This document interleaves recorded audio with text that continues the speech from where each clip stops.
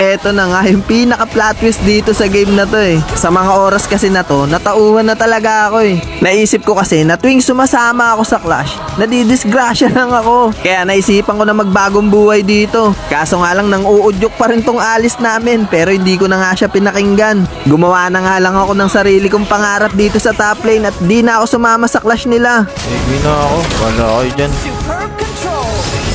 Habang bising-busy nga yung mga kakampi ko't kalaban sa Clash nila, ako naman, unti-unti ko nang tinutupad yung maitim na bala ko dito nang hindi nila napapansin. Tumikoy na lang ako, gagi. Langi akong kanina ko pa pala ginawa to. Hindi na umabot ng 10 yung deaths ko dito.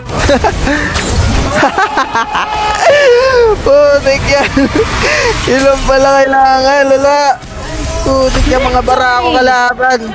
Lala, ano na. Ako pala dapat sumigo, hindi pala ako dapat sumama sa Clash. Tas dito guys, so natawa talaga ako sa binigay na grade sa akin ni Montong. Lala. Lugo, ganun so. Pero ako nagpanalo, okay lang. Gugit ang sumi ko. Pero ako nagpanalo guys ha. Utang nyo sa akin buhay nyo. Wala ako dun, gagi. Hindi ako mapaniwala, gagi yun. Lala, bahala kayo dyan. Boy, binapangungot ka, gago. Napangungot ka, boy. Lugo, ganun so.